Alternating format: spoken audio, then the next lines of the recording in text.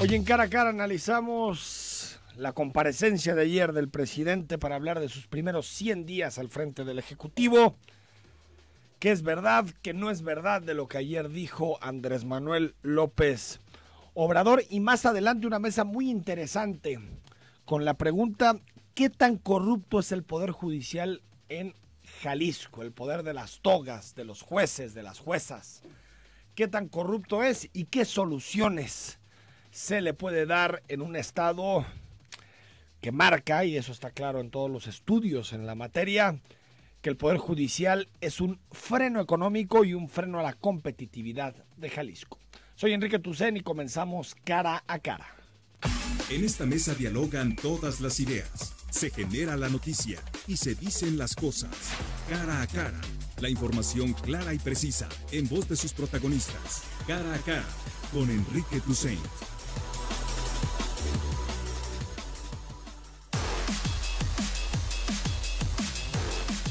9 de la mañana con 5 minutos. Ayer, un día atravesado y marcado por el posicionamiento, la comparecencia de López Obrador en torno a sus primeros 100 días de gobierno. Justo en el día 101 el presidente hizo una valoración, un recuento de lo que han significado sus logros desde el punto de vista presidencial, pero también los que él define como fracasos o como, digamos, objetivos no conquistados, no logrados en las primeras semanas de su administración.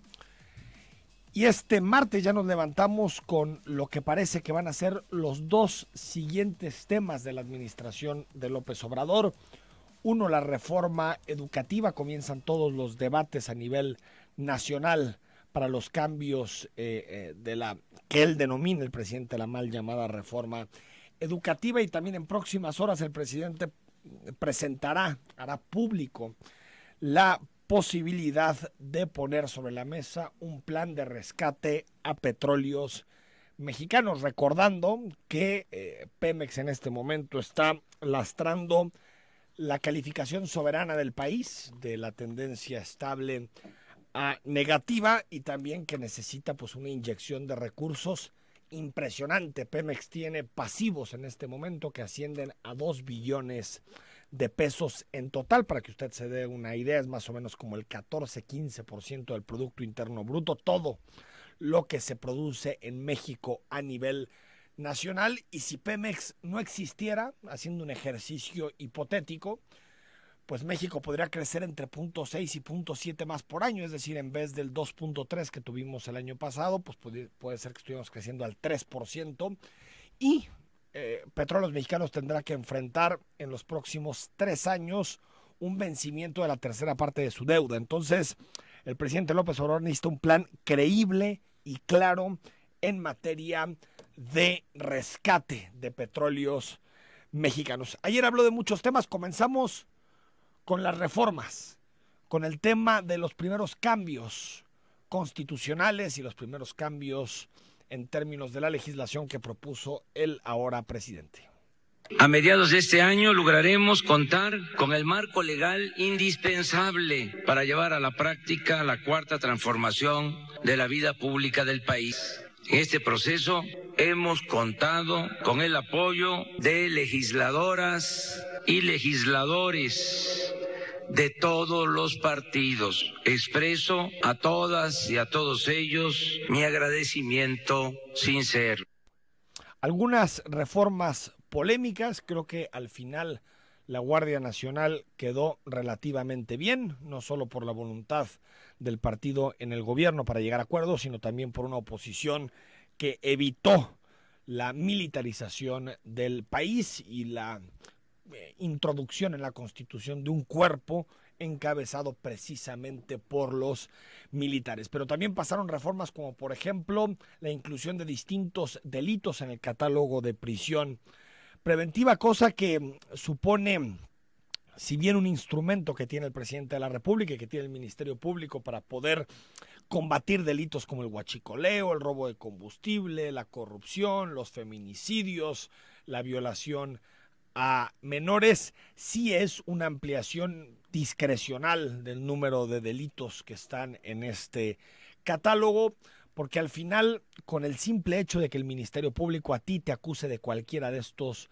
delitos, sin importar si tiene pruebas sólidas, automáticamente el juez tiene que dictar la prisión preventiva. Viola el debido proceso, viola los derechos humanos y también sirve como una especie de, pues digamos, de reconstructor de las incapacidades de investigación que tienen los ministerios públicos. En vez de trabajar en ministerios públicos que prueben las cosas, en ministerios públicos que sean capaces de señalar a los delincuentes, lo que estamos haciendo es endurecer los códigos penales para que la investigación siga, digamos, desarrollándose de forma paralela a la prisión preventiva. La prisión preventiva es una anormalidad que solamente se justifica en casos muy puntuales, riesgo de fuga, riesgo de destrucción de pruebas, temas relacionados precisamente con que alguien no cumpla su procedimiento y salga del país, pero estas son algunas de las reformas que ha impulsado Andrés Manuel López Obrador en sus primeros 100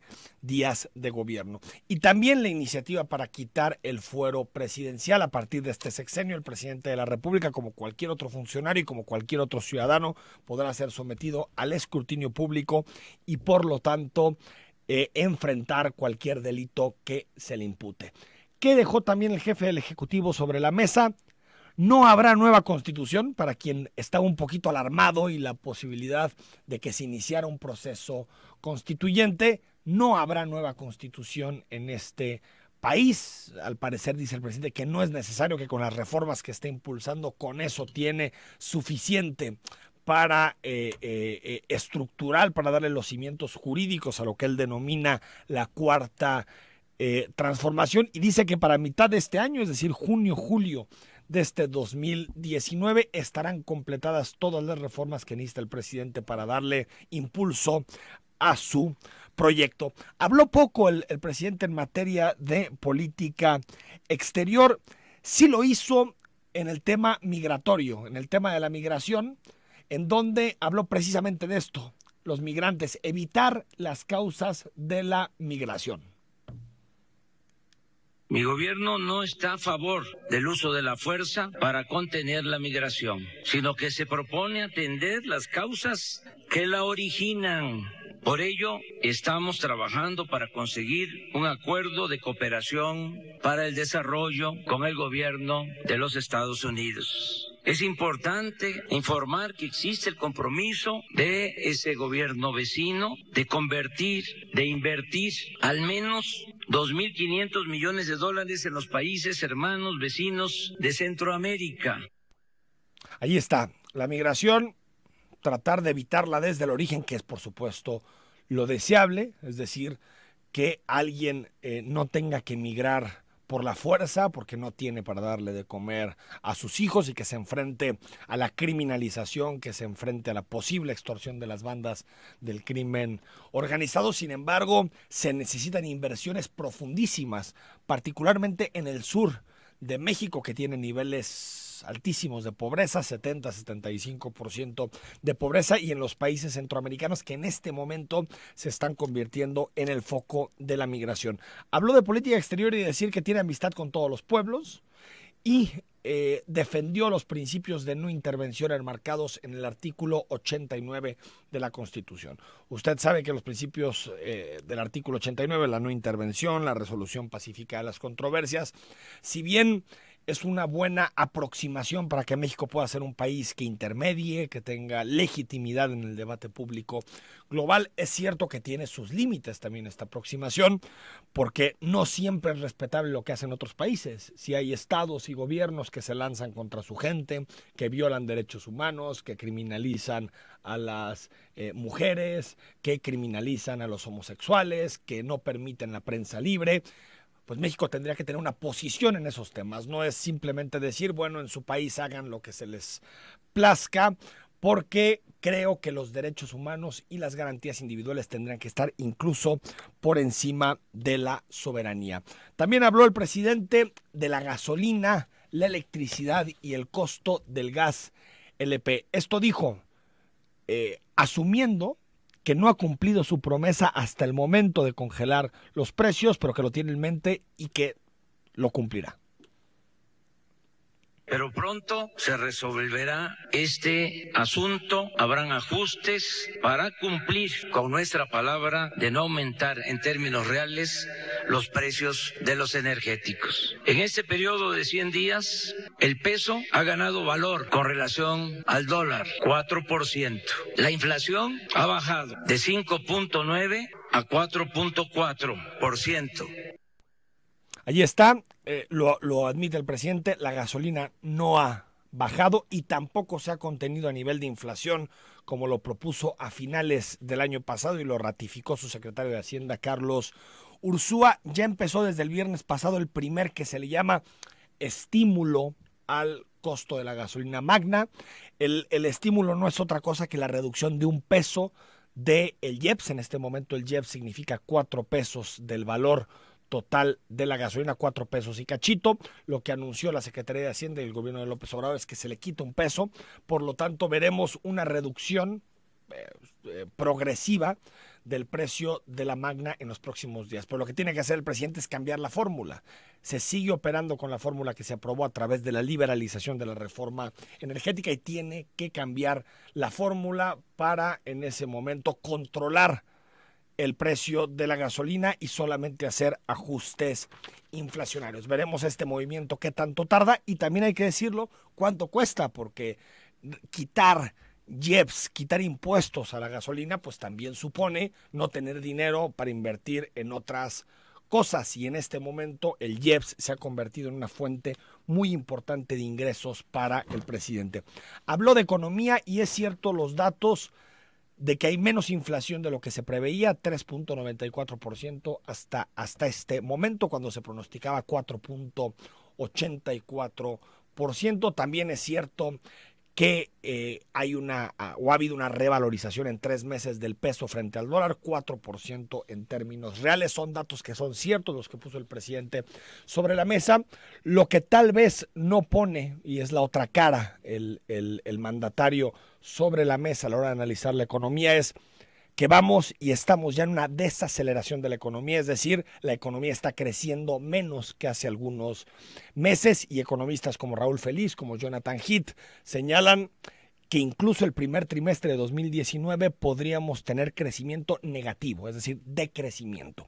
Una recesión en términos técnicos es cuando en 2 trimestres consecutivos la economía decrece. Hay un 20-25% de probabilidades de que eso ocurra. Sin embargo, lo que debemos decir es que el primer trimestre del año va a ser muy complejo, es decir, va a ser un primer trimestre en donde va a ser muy difícil crecer. Uno, por lo que señalábamos, la desaceleración de los Estados Unidos y la posible recesión en Europa, pero también por factores internos, porque el gasto público está fluyendo de forma muy lenta y gradual, casi siempre ocurre al inicio de las administraciones. El desabasto de gasolina también pegó un poquito, sobre todo en el consumo, y aunque hay confianza de los consumidores en que durante 2019 las cosas serán mejores, lo cierto es que ahorita no estamos gastando de la misma forma en que lo estábamos haciendo en 2018. También habló de los grandes proyectos, Tren Maya y, ojo, terminar obras inconclusas. Hay 70 hospitales inconclusos. No los podríamos terminar este año ni el año próximo. Es un plan para terminar todas estas obras que significan inversión, presupuesto público, dinero de todos los ciudadanos. Y por eso también recogemos la lección. Hemos hecho el compromiso de no iniciar ningún proyecto de gran escala que no podamos terminar durante nuestro mandato. Aquí están las promesas para apuntarlas. Tren Maya va, la mayor inversión que va a hacer esta administración, veremos cuál es el método, privado, público, 100 y tantos mil, 150,000 millones de pesos de inversión durante el sexenio, el compromiso de que no habrá ninguna obra que no se concluya durante esta administración, a diferencia de lo que pasó con Enrique Peña Nieto, que dejó medio país derrumbado y tumbado, y debemos decirlo, también es un asunto importante, la promesa de que en diciembre la línea 3 del tren ligero en Guadalajara estará funcionando. Creo que el presidente se confundió en las cifras porque dijo que iba a costar 25,000 millones la línea 3 y terminará costando 50,000. Las cifras reales son que iba a costar 17,000 al inicio de la administración y ahorita vamos en torno a los 32,000 millones de pesos. No dio fecha para que esté funcionando el tren interurbano México-Toluca y habló de digamos que este tipo de obras se terminarán con recursos y ahorros que se hagan de la política de austeridad y combate a la corrupción, que cifró, ojo, en 700,000 millones de pesos que se van a poder ahorrar por políticas de austeridad y corrupción. Todos estos datos, que algunos son del presente, otros tienen que ver con el pasado y la administración pública, pero sobre todo sabremos si son verdad al final del año, si las cifras que nos está compartiendo en este momento el presidente López Obrador pues pueden ser ratificadas en el presupuesto y hay más recursos pues para invertir en los precios de la gasolina, para invertir en obra pública, en infraestructura, en la educación y en los proyectos prioritarios que puso sobre la mesa López Obrador. Esto es la radiografía de los primeros 100 días de Andrés Manuel López Obrador al frente del Ejecutivo y como les decía, vienen 2 batallas más que no son menores. Pemex, Petróleos Mexicanos y su delicadísima situación. Pemex está en terapia intensiva. Y por supuesto la reforma educativa, la que el presidente ha denominado como la madre de todas las batallas y que en su momento fue la reforma más popular del presidente Peña Nieto, pero que de poco en poco fue perdiendo credibilidad frente a los ciudadanos. 9 de la mañana con 20 minutos. Al regreso le entramos al Poder Judicial, la corrupción en el Poder Judicial en Jalisco con 3 invitados de lujo. Escríbenos al 33 18 80 76 41. ¿Qué opinas de la corrupción en el Poder Judicial? ¿Te ha tocado ser presa de esta corrupción? Y desde tu punto de vista, ¿cómo se pudiera arreglar? Escríbenos al 33 18 80 76 41.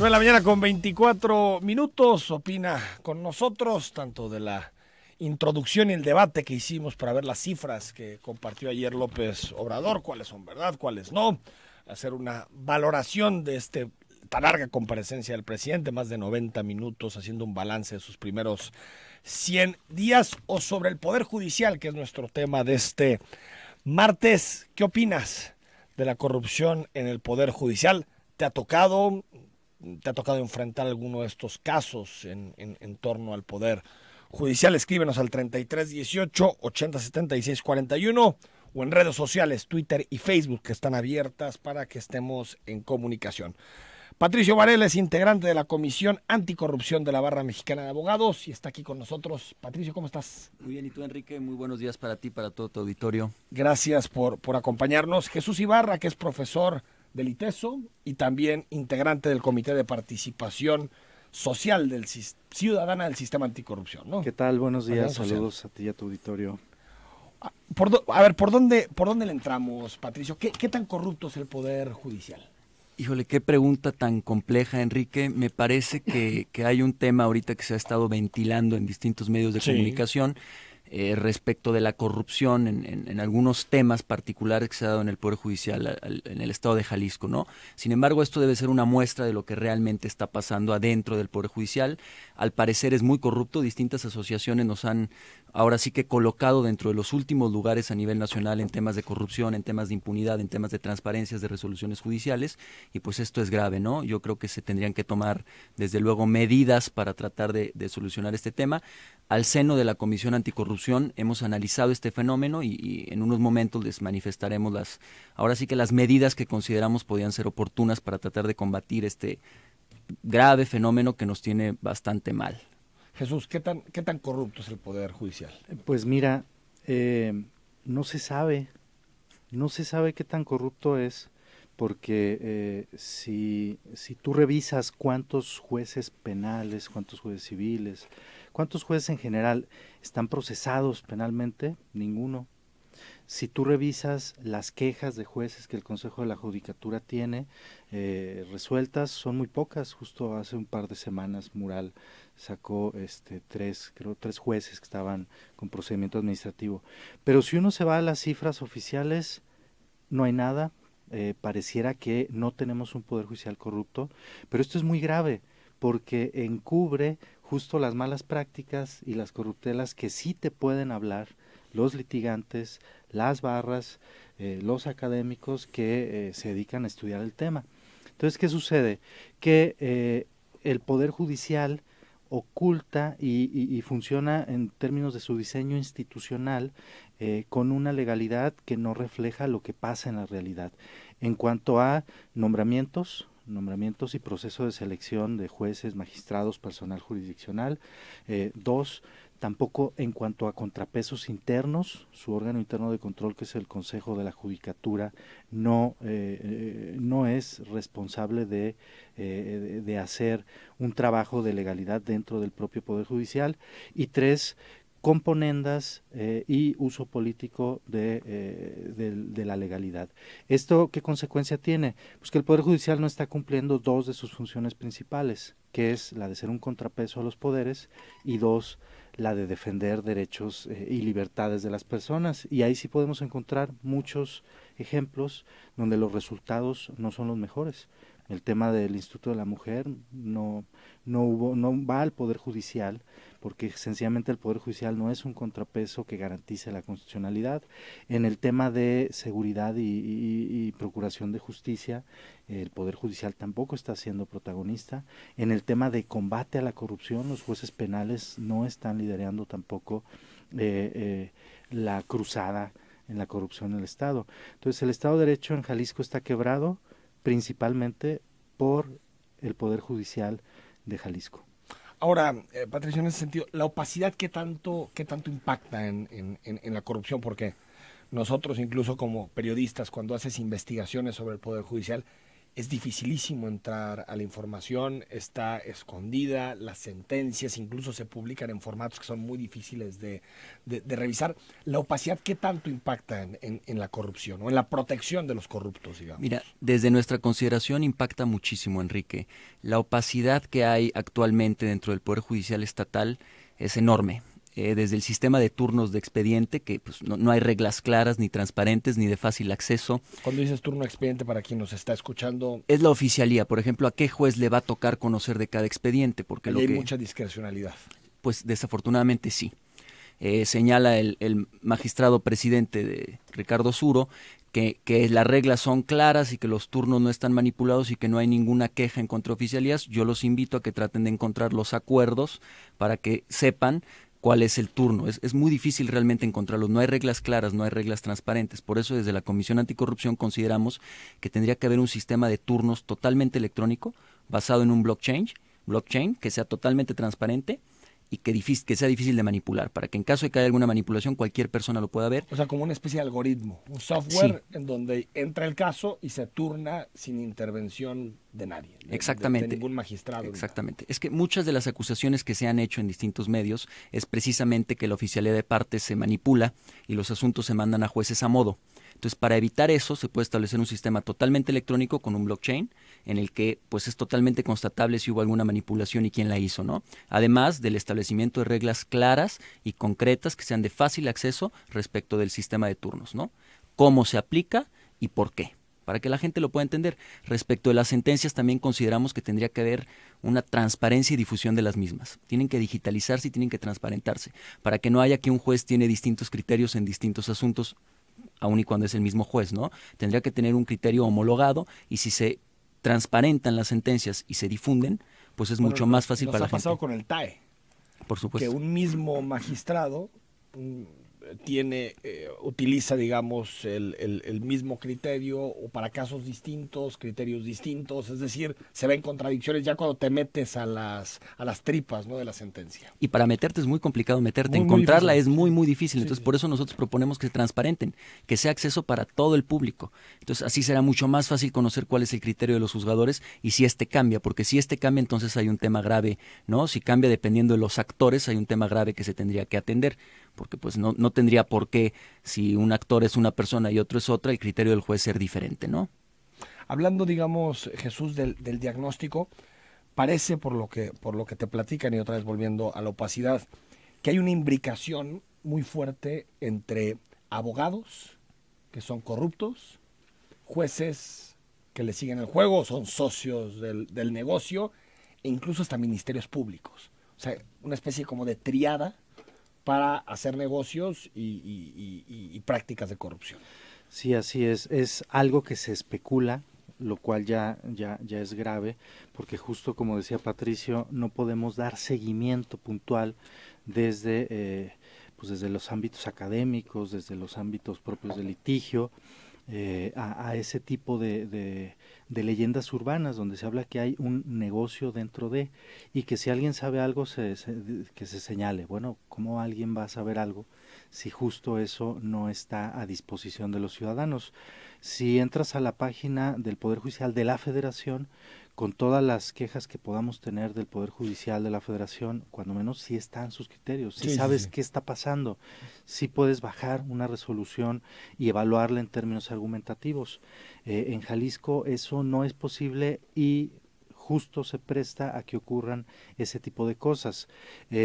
Mencionaba estos 3 jueces que el Consejo de la Judicatura sanciona por prevaricato, este delito que supone el uso de atribuciones indebidamente en el ámbito judicial. Bueno, pues la sanción fue una mera suspensión del Consejo de la Judicatura del Estado, cuando aparentemente por la materia de la sanción tendría que haberse dado vista también al Ministerio Público para el tema penal que correspondiera, ¿no? Entonces es muy grave que no se le pueda seguir la pista a esto, que no hay una rendición de cuentas desde la ciudadanía y entonces cobran vigencia todas estas leyendas urbanas de negocios y de triadas y de también el Tribunal Porque de parece que Justicia Administrativa. trascienden de leyendas urbanas, ¿no? Porque te encuentras en tu día a día con gente que ha sufrido eso, incluso que le han declarado prisiones preventivas, que han muchísimas cosas por negocios personales o particulares. Así es. También se hablaba de lo mismo en el Tribunal de Justicia Administrativa, que hay que decir que ya están subiendo sentencias. Ahora la Sala Superior ha hecho pues un ejercicio de apertura y buscando que haya un poco más de justicia abierta. Pero la gravedad de todo esto es que no solo los involucrados, o sea, no solo las partes son las víctimas de un mal sistema de justicia, también todos nosotros tenemos una consecuencia indirecta pero muy grave que nos afecta literalmente nuestros derechos y libertades. Cualquier problema que tú puedas tener en el ámbito público de justicia que pueda terminar con un juez es un volado. No sabes si vas a tener garantías de certeza, de imparcialidad, o si tu contraparte va a ser más poderosa política o económicamente, y entonces un problema menor se convierte en un problema grave para tu vida. O no sabes dónde queda la bolita, porque no es, tú lo has escuchado muchas veces, Jesús, Patricio, contratas un abogado, ese abogado te dice, yo conozco a tal juez, con 50,000 pesos solventamos ese tema. Entonces, dame 50,000 pesos, no sabes si es una petición que está haciendo el abogado para quedarse la lana, o si en realidad esos 50,000 pesos terminan en el juez, pues para que te ayude con la sentencia o dé por terminado el caso. La opacidad también abona eso, a que no sepamos exactamente, no sé, ¿los jueces tienen 3 de 3? ¿Los magistrados publican sus 3 de 3? Es obligatorio que tengan su 3 de 3, son servidores o su públicos. declaración patrimonial. Son 2, la declaración patrimonial y su declaración de conflicto de intereses. Como todavía no hay plataforma nacional digital, todavía no se subirán, pero le toca al Consejo de la Judicatura recabar todo eso. Que esa famosa 3 de 3 es distinto a la evolución de su patrimonio, a revisar cómo ha cambiado, que tendría que ser una segunda fase. Ya teniendo los datos de su declaración patrimonial, cada hay que año ver hacer una su revisión. evolución patrimonial. Patricio, ¿es un problema de origen de cómo se eligen los jueces y los magistrados? Por supuesto, de hecho la primer propuesta que tenemos dentro de la Comisión Anticorrupción es que se haga una reforma integral respecto del ingreso y la permanencia de los jueces y magistrados. Eso tendría que realizarse por méritos, a través de exámenes que realicen instituciones independientes y con resultados públicos, para que esto sea totalmente verificable, para que no haya mano negra. Incluso el ascenso en los cargos dentro del Poder Judicial se tendría que llevar a cabo por carrera judicial y por meritocracia, no por dedazo. Esto es importantísimo. Una serie de puntos que vas acumulando en tu trayectoria y que si llegas a tal nivel de puntos asciendes un escalafón más en el Poder Judicial. Incluso a través de más exámenes de oposición. Tenemos la muestra en el Poder Judicial Federal, a lo mejor para evitar algunas cuestiones que se han criticado dentro del Poder Judicial Federal, por eso estamos proponiendo que el examen lo haga una organización independiente, para evitar luego la venta de exámenes que a veces se ha estado cuestionando, ¿no? Una organización independiente que una universidades o... Puede valorarse con un conjunto de expertos, un conjunto de universidades, de académicos que a lo mejor formulen estos exámenes y la intención es que no haya mano negra en la formulación de los exámenes, que no se vendan, que no se pasen las respuestas anticipadamente y que no haya opacidad, porque por eso también se busca que los resultados sean públicos, sean transparentes. Por eso siempre acaba en impugnaciones y en que se suspendan procesos. Hay que acostumbrarnos a hacerlo así, incluso con impugnaciones y amparos.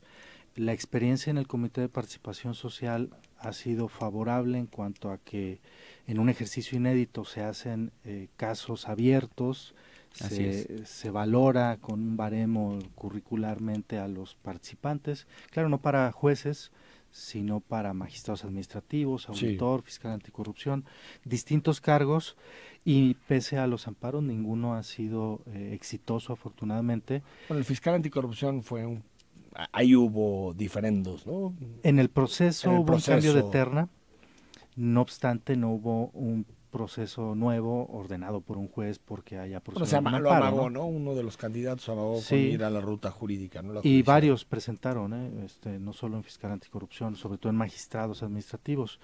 Pero fíjense cómo entonces hay dos problemas: las designaciones por mérito y capacidad de jueces bajo un sistema de carrera judicial y la elección de magistrados, que sería en el Congreso. Y ahí hay malas noticias justo porque hay un criterio de la Corte, lo comentábamos antes de entrar aquí, donde le permite, pues bajo este concepto muy desafortunado de Congreso soberano, le permite al Congreso decidir sin prácticamente motivar las razones por qué está eligiendo a un magistrado o por qué está ratificándolo. Esto deviene de un caso justo de un amparo donde el quejoso se quejaba justo de que no se le había motivado correctamente la designación de otro que no fue él respecto de la carrera judicial, que es uno de los requisitos que deben de tener. La Corte respondió, la segunda sala, pues que es soberano el Congreso y que no hay que pedirle explicaciones a los diputados de sus votos. Pero qué bueno que el Congreso se reconoce como soberano, porque lo es. Es. La parte negativa es esta segunda. Sí, el problema es el reparto de cuotas. El problema es que no tengas que explicar tus decisiones. Sí, la soberanía no llega tanto, ¿no? Sino es arbitrariedad. Vamos al corte y seguimos platicando de este y más temas. La de Jalisco se escribe sobre esta mesa. Continuamos cara a cara en el 91.5, zona 3.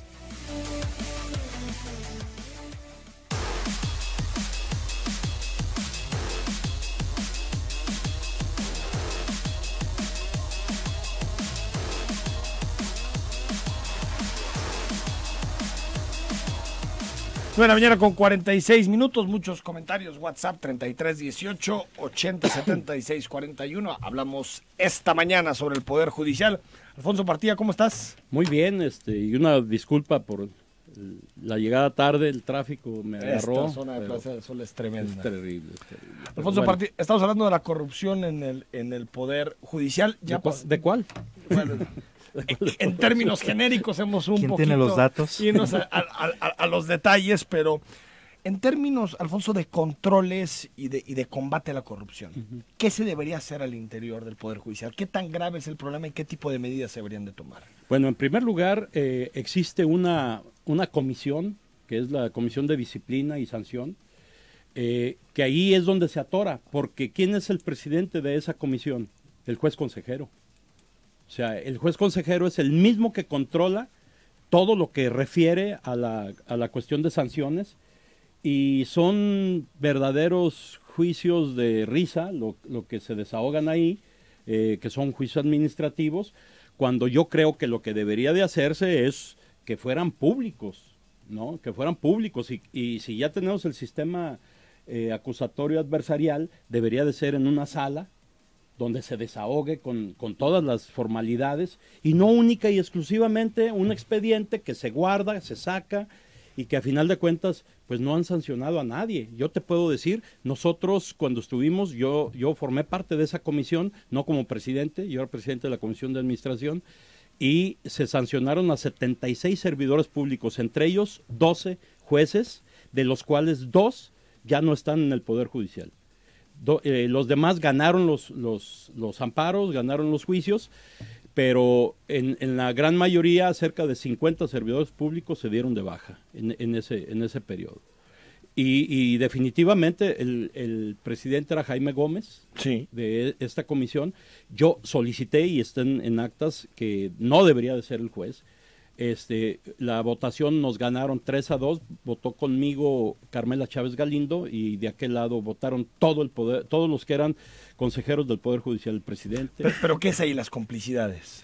Lo que pasa es que ahí se supone interior. que para eso están el Consejo de la Judicatura, que tiene entre sus saberes la de sanciones y de vigilancia, que es donde todos los abogados pueden llegar. Oye, a mí el juez me está retardando, a mí el juez me pidió dinero, a mí el juez o el secretario le tomaron declaración a un muerto, etcétera. Entonces todo eso se desahoga ahí en esta comisión, y tiene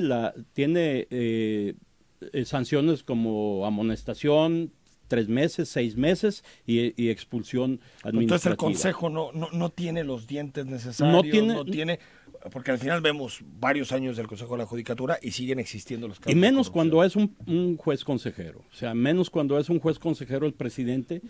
Yo creo que la propia Fiscalía Anticorrupción debería de ser la que investigara todo esto, pero ya vimos el mismo, y lo tengo grabado, de lo que dijo el fiscal. Tiene más de 1,600 expedientes y solamente 2 imputados en este momento. Tiene muchas denuncias, dice que tiene muchas denuncias presentadas, pero que solamente un policía y un inspector de reglamento. En un año, ¿no? En un año. Esto, ¿qué quiere decir? No hay sentencia, o sea, nos cuesta cerca de 300 millones de pesos y no hay un solo producto. Sí, bueno, pero también tiene poca capacidad de investigación, tiene pocos agentes del Ministerio Público. Se supone, bueno, entonces nos vendieron una idea de que iba a ser, hubo un organismo ciudadano, se hizo tantas cosas, pero resulta que no hay. Yo de lo que he escuchado, definitivamente el fiscal nombrado no tiene esa capacidad investigativa, nunca fue agente del Ministerio Público, no es penalista, no es. Entonces, lo que a veces se busca, desgraciadamente, son cuestiones de que sea bañado, cambiado, que traiga traje, que vaya a misa los domingos, que todo esto, ¿no? Pero eso no nos garantiza. El fiscal debe ser alguien que haya garantizado ya, haber peleado en guerra, como decimos, ¿no? Que pero haya bueno, garantizado. Pues también tiene sus casos de corrupción o sus experiencias, ¿no? A ver, a lo que me refiero es que tú conoces, por ejemplo, el modelo en España de la Fiscalía Anticorrupción. Sí, claro. ¿Cuánto tarda la Fiscalía Anticorrupción en resolver un caso? ¿7, 8, 9 años? No, en España sí, o sea, pedirle que comisión, en un año resuelva pero el lo Poder que son, Judicial, cuando son cuestiones de alto impacto, que sí se puede demostrar, sí. Que eso es lo que yo creo que debería de estar haciendo el fiscal, que son los casos que sí tienes pruebas y deberías de irte con todo en este caso. Sí, pero la ley lo mandata a otra Así cosa. es. La ley lo mandata a resolver casi todo, hasta problemas Bueno, entre funcionarios entonces, públicos. Está mal hecha la el ley. que quiere resolver casi todo, resuelve casi nada. Sobre este asunto, Patricio, Jesús, ¿qué se debe hacer para combatir la corrupción? ¿Qué otros temas tendrían que involucrarse para combatir la corrupción en el Poder Judicial? A ver, yo creo Jesús. que se necesita pues una cirugía mayor al Poder Judicial, y esto pasa por una reforma donde todo está por hacerse. Y todo está por hacerse quiere decir integrar, nombrar a los magistrados e integrar las designaciones de jueces y personal jurisdiccional con un proceso distinto, con carrera judicial, con un Congreso abierto que integre a la ciudadanía para nombrar diferente a los magistrados. Como ya lo decía Patricio, a propuesta de la Barra, tienen que digitalizarse las sentencias. Eso no cuesta si se empieza a hacer de hoy hacia adelante, entonces ya saber cómo está resolviendo el Y en los juez. controles, por ejemplo, el Consejo de la Judicatura sigue funcionando para la labor que le asignamos en su momento. No está funcionando en el sentido que estamos hablando, y cosas tan puntuales que también no costarían tanto es hacer públicas las declaraciones de conflicto de interés del personal jurisdiccional. O sea, ¿en qué despacho de abogados trabajó? ¿Con qué abogados litigantes? Sí, todo eso. entonces si tú tienes esa información del servidor público, del juez, y además tienes su sentencia en la red, ya puedes entender con claridad qué está pasando ahí en ese juzgado. Así Y eso no me parece ni que sea oneroso, imposible, porque lo han hecho o lo hacen los demás tribunales en este país. Patricio. Bueno, mira, al interior de la barra consideramos que tienen que tomarse ciertas medidas eficaces de sanción de funcionarios que incurran en prácticas irregulares. Tendría que haber una real y correcta fiscalización por parte del Consejo de la Judicatura a funcionarios judiciales. Digo, no hay que ser un FBI, basta con bajar al estacionamiento de los jueces para darse cuenta de su nivel de vida. Entonces el Consejo tendría que analizar realmente sus ingresos con su nivel de vida y si pues corresponde o no. Compatible, ¿no? Sí, exactamente, si es compatible. También tenemos sin duda que eliminar las prácticas privatizantes del servicio, mal llamado impulso procesal, que no es impulso procesal porque son actos de corrupción indudablemente, Impulso en donde procesal, se le ¿qué da es? dinero Para a los funcionarios el para engrase. que salgan, exacto, el engrase, donde se le da dinero el a los cajoncito. funcionarios. Sí, sí, Así es, claro, donde se les da claro. dinero para que hagan su trabajo, ¿no? Sin duda a lo mejor se puede establecer un mecanismo de incentivos, pero que el dinero salga del erario público para los buenos funcionarios, no privatizar el servicio, porque todos los despachos o los abogados que sí dan tienen una ventaja competitiva respecto a los que no dan y se genera una mala práctica al interior del Poder Judicial que es gravísima. Ayer el magistrado presidente salía diciendo que hay mucho impulso procesal, pero que a su consideración no hay corrupción. No, es que eso es corrupción. Claro. Si el impulso procesal está en los niveles, pues digamos, no tan elevados de los funcionarios del Poder Judicial, ¿cómo estará con jueces y magistrados, no? Hay una cuestión... 30 segundos porque nos tenemos que ir a corte. Bueno, adelante. Vamos a corte y volvemos Claro. con el comentario de Alfonso Partida y leemos tus mensajes, que ya nos queda nada de programa. Gracias.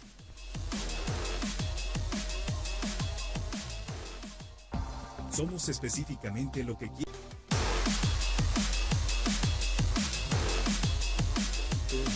Tenés un comentario, Sí. Alfonso, pendiente. Hay una parte que sí debemos de tomar en cuenta. El control de la corrupción es la oficialidad de partes. La oficialidad de partes tiene que ser pública, tiene que estar a la vista de todos, tiene que haber un equilibrio. Ahí O sea, que es la que decide a dónde va un caso determinado. El asunto. Imagínate un asunto de 3,000 millones, que sí los hay, que se lo turnen al juez de la complacencia del abogado, cualquiera de los dos. Pues ese abogado ya lleva, cuando menos, la primera instancia ganada. Claro. Y si lleva la primera instancia ganada, cae con tu cuate, pues ya trabajas en la quién. segunda instancia, en la casación, y ya te vas prácticamente con el asunto. Algunos comentarios breves. Nos dice 7101, no se debe generalizar al referirse al Poder Judicial, se está magnificando a consecuencia de que las partes están litigando en los medios. A mí me parece muy sano que esto se discuta en los medios de comunicación. No, además aquí no estamos tratando de partes, ¿no? No, Eso es no, un fenómeno es general. simplemente un debate sobre qué se debe hacer. No, y lo que se debe de hacer también, visualizar a esos abogados que se están peleando. Digo, claro. porque Claro, también claro, hay que verlo, claro, ¿no? claro. Se pelean por algo. Ojalá que el gobierno del Estado y el federal hagan lo que esté dentro de sus capacidades para resolver la corrupción. Ojalá se comience a actuar de inmediato para limpiar el Poder Judicial. Jesús Sejudo, ojalá se termine la corrupción en Jalisco. Bueno, ojalá. 41-41, todo está maquinado a modo para ellos. Carlos León Dávila, buen día, Enrique. Alfonso Partida llevó un caso mío como abogado y la verdad sus acciones fueron carentes de mucho profesionalismo, te dice Carlos León Dávila. No sé si te acuerdas de él. ¿Carlos qué? León Dávila. Bueno, si no, ahorita los ponemos en contacto para ver si es cierto o te estás confundiendo de partida. Hugo Guevara, buen día. En referencia yo no litigo. a la impartición No de justicia, creo que están descubriendo algo nuevo. Ese tema es más viejo que Matusalén. José Luis Ortiz, buenos días. Para mi punto de vista y experiencia, es el principal problema del Poder Judicial, es la interpretación de la ley que realiza cada uno de los jueces. Bueno, hay muchísimos mensajes, comentarios. En la tarde le seguimos dando lectura. Alfonso Partida, gracias. No, gracias a ustedes por la invitación. Jesús Ibarra, Muchas gracias, saludos. Patricio, gracias por estar Muchas con gracias, nosotros. Enrique, gracias a todos ustedes. Nos vamos a las 6 de la tarde, retomamos la conversación en la tercera emisión de Zona 3 Noticias.